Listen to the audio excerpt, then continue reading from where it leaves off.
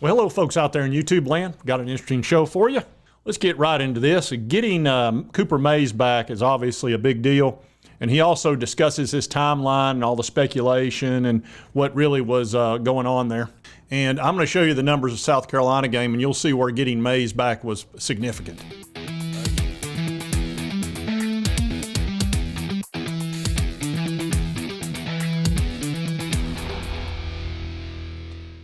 He really helps not only with our running attack, but also gives our quarterback, Joe Milton, more time to throw and takes a lot of pressure off the entire situation and allows us to sort of dominate the game a little bit better.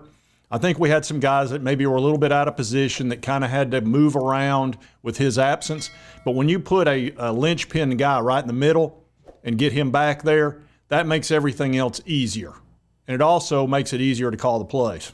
And what I'm going to do first, I'm going to go over the numbers from the South Carolina game, and I think this is where he played a role. Then I'll go into the speculation and him talking about the time frame and everything with Heupel, talking about he might be back here and he might be back there and all of that. Now, you also got to remember Heupel is a bit of a sportsman, and he's not going to give anybody any indication when it comes to injuries. He's really cagey about it. That's just how he rolls. But anyway, let's get into these stats.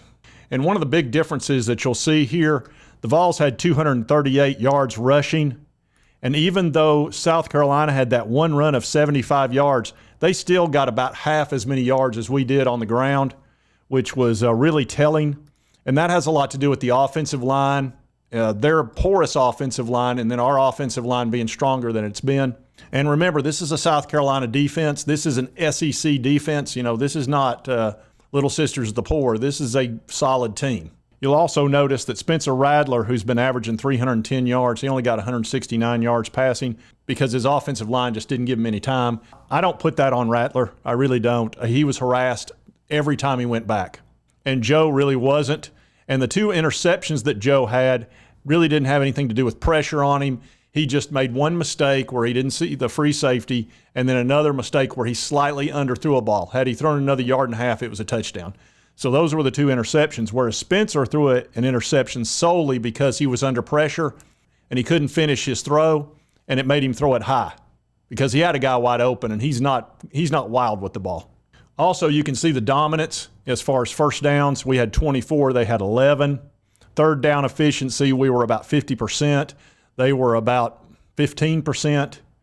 Fourth down efficiency, we were 100%. They were 40%. Total yardage, 477, 333. And here's the biggest one again, rushing, 238 to 132. And I think that's where Cooper really helped a lot. And here is also kind of an odd stat. You almost never see this, where Tennessee has the ball almost as long as the opposing team. We rarely do that because we go so fast. But the reason that occurred is because not only did we have a lot more yardage, we had the ball many more times. We had the ball for 72 plays. They had the ball for 63 plays. So even though we had it 9 more times because we go so much faster, we still had about the same amount of time of possession. And I also think it's important when you look at the sacks. Joe only got sacked 1 time. Spencer got sacked 6 times, and he got hurried every play that he went back. And so every time he went back to throw, 18% of the time he got sacked. Every time Joe went back to throw, he got sacked 3% of the time. That's a huge difference. And again, I think the harassment was the biggest thing because he didn't get sacked when he threw the pick 6, but it was because we had an edge rusher coming right at him that he had no choice, and he kind of leaned back and threw it high, and then Haddon grabbed it, and he was gone, which was probably the play of the game. Honestly, that was the play of the game, which was solely caused by an edge guy getting around a tackle. I also think that broke Spencer Rattler's spirit a little bit because that's tough. When you're down 7 and then throw a pick 6 in Neyland at 7:30 at night, that is brutal. I mean, it doesn't get much rougher than that. And this is a story by Adam Sparks, and Adam did a spectacular job of covering the whole NCAA investigation, and Knoxville News Sentinel did a really fine job with that. There was a couple of guys that probably deserved awards for that. I was just fantastic coverage, by the way. But anyway, it talks about how Cooper Mays said it hurt so good to finally have his season debut against South Carolina following his hernia surgery. And I'm just going to go through tidbits of this. If you want to read the entire story again, it's in the Knoxville News Sentinel, and there's the title. He said it felt so good to get out there. said, sometimes it hurts to play the game. That's just how it is. He said, I've been a little bit sore, but I'm getting back this week and getting ready to play next week. Those guys get hurt on some level every game. They really do.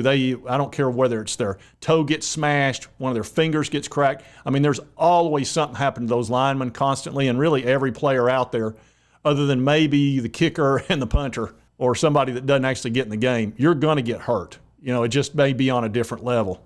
That's why whenever I see what those guys go through, and I was at Gibbs Hall for 3 years, and I named it General Hospital, because there were always at least a dozen guys in boots, in slings.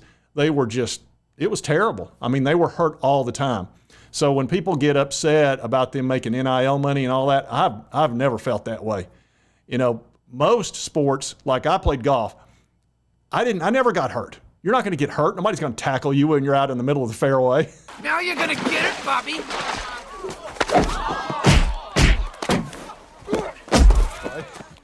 Unless you're Happy Gilmore or something. But in the real world, you don't get tackled. Well, in football, you're going to get hurt in every practice. You're going to get hurt in every game. You're going to get hurt all the time. And then when you're 50 years old, you're going to feel it even more. So I don't have any problem with NIL money going to these guys. I think they totally deserve it.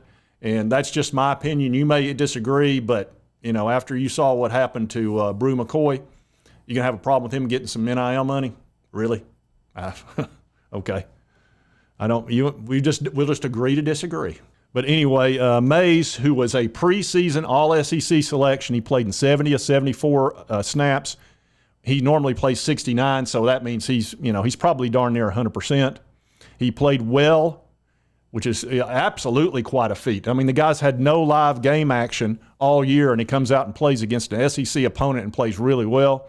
So I was very pleased with that, especially going the up-tempo offense. I think he helps a lot with that. Says, if I'm going to start, I'm going to finish. He said, I anticipated playing the whole game. It kind of ended up being like that. Said Mays' return was a welcome sight. Absolutely. He was the key guy, really, that we couldn't lose on the offensive line. We lost him right off the bat because of a hernia. We're going to need him against Texas A&M, that's for sure. We'll play them in about, 9 days? But they've got to play Alabama beforehand, and that's going to be at Texas A&M, and then they've got to come to Neyland. And that's going to be a 3:30 game. But I'm going to be watching this game. I don't know who I want to win that game. I don't like Alabama winning, but on the other hand, I don't know if I want Texas A&M coming in here hot. So I don't know. Either way, I'm going to be happy or unhappy. Says when Cooper knew he was ready to play, it was a weekly topic of conversation, and Josh Heupel added to the confusion. And he kind of did. He said it'd just be a couple of weeks deal. But obviously, after a hernia, that can be around 4 to 6 or whatever. But I think that was Heupel being cagey. That's just how he is. He doesn't want his opponents to be prepared or fully prepared and getting any information they don't deserve to have. So Heupel said he anticipated Mays being ready to play. Doesn't mean he's going to play against Florida. He said it was kind of based on how he felt. He was in uniform against Austin Peay, Florida, and UTSA, but he didn't play. Said Heupel didn't provide much clarity to that situation. And Heupel talked about how tough he is mentally and physically, great leader inside our program. Unfortunate the injury happened early, but he's been fighting his rear end off to get back. Said, I'm really pleased with how he played. I think he was a big part of the football game. I completely agree. Said he felt like he would be able to play against South Carolina after going through full pad practice in the week. Said he ignored speculation about the projected return. He said, I just didn't really deal with it. I just kind of turned a blind eye to it, kind of turned my head. He said, you can't really focus on what everybody is saying outside the building. And he said, and that's preached by our coaching staff. He said, all that matters is right here in this building. He said, so that's what my ears were listening to, and that's what my eyes were looking at, so it didn't really bother me too much. He says, now that Mays is back, the Vols have more options. Absolutely, because now Ollie Lane can move back to his more natural position, which is guard. Mincy started at right tackle. Offensive line played well, and they just looked good. They really did. So needless to say, I know we're all happy to have Cooper Mays back in the game, and I think that will solidify our offensive line significantly, and we're going to need it because we're getting ready to go into a tough slate in October. It's going to get rough, and then it's going to get rougher. Now, the minute it looks like there's going to be trouble, we got to nip it. Nip it in the bud. Nip it. But exactly. Yeah, you look at these games coming up. You've got Texas A&M. They're as talented as anybody. Then we got to go to Tuscaloosa, where they're going to, they want that revenge so bad. We kept them out of the playoff and all that. Then we got to go to Kentucky, and Kentucky has looked really, really good. So those next 3 games are going to be tough. The South Carolina game wasn't easy either. So that's 4 tough games. We won the first one. Hopefully we'll win this one. This is going to be the toughest one. I had predicted we would lose that game early on in the season. Now, I think Alabama is a lot more beatable than I expected them to be, but it's still going to be really difficult. Then we've got to go up against Kentucky, who looks pretty good, man. They handled Florida like it was nothing. And if it was at Neyland, I'd feel a lot better about it. But Kentucky, we cannot look past them. They could put a whooping on us if we're not careful. Then we get UConn. That'll be a win. Then we've got to go to Missouri, which Missouri's been looking good, man. And then, of course, Georgia, and then Vanderbilt. So the toughest part of the season's coming up, and we're going to need to be ready. And having Mays in there, I think really helps. And I do want to take a moment to thank today's sponsor of this video, and that's Eco Heating and Air Solutions. They've got 3 locations. One is Lenoir City next to Knoxville, Jamestown, and Dunlap, all in Tennessee. And the folks that run Eco HVAC are big-time Vols fans, and they really like this channel. They wanted to sponsor us. I was, man, I'm cool with that. And a little pun there.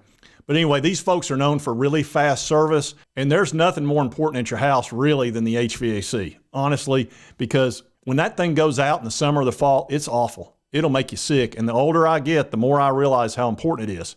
You've got to have your air conditioning. That's just a fact. And in the winter, you better have your heat. So servicing your unit's very important. And they've got a special right now. The next 15 people that call that mention Sports Talk Jay, their maintenance agreement, you'll not only get 2 visits with a 21-point inspection, you'll also get a special UV air cleaner that they use in hospitals. It's an over $1,100 value. You can get that free with the maintenance agreement. So make sure to take care of your HVAC. Call the folks at Eco. They'll take good care of you. They care about their customers. They have great ratings. Whether you look at Yelp or Google, they do a really good job. Sometimes you just got to call the man. Call the man. Just call the man. Just call the man. Exactly. Just call the man. Do not let your HVAC break down on you, and do not ignore it. I did that years ago, and I've told you all this before. Had to put a new unit in, $8,000, and that's no bueno. So don't be like Aunt B. Why didn't you call the man? I should have called the man like you said. Exactly. Just call the man. All right, folks, did want to cover getting Cooper Mays back. I think that's a big deal. And I already feel better about this team having him in the middle of it. I know we're suffering from not having Brew McCoy in the future. That's unfortunate. That was just a bad injury. You know, they'll figure something out, I'm sure. And everybody wishes him the best. I certainly do. That was a hard injury to watch. I know everybody's upset. I'm still upset about it. That got to me. That hurt me. It probably hurt me more than the Hendon Hooker injury, even though that was devastating. You know, you felt like, hey, he's going to be okay long term. I'm really hoping that Brew's going to be fine long term, but that was a rough injury, and it really hurt me, and I know it hurts you folks too. And I do want to let you know I'm going to be on Big Vol Daddy's channel tonight. I think it's at 8 o'clock, and so be looking for that. He does a Thursday night, was the plan. And also Friday, I'm working on Blue Chip Breakdown. I believe will be on this show, and we're shooting for Friday at 8. I'll confirm that tomorrow. I'll get that confirmed, and I'll put out a thumbnail about it and a notice and all that good stuff. Anyway, if you like this content, be sure to hit that like button. Lets me know to continue to cover the Vols and all our opponents and all that good stuff. And if you've not subscribed, it's on your right, my left. Just hit that little button. I would appreciate it. Costs you nothing, helps me out. And right over here's the most recent video that YouTube thinks you'll enjoy based on your viewing history. And we'll see you next time on Sports Talk Jay.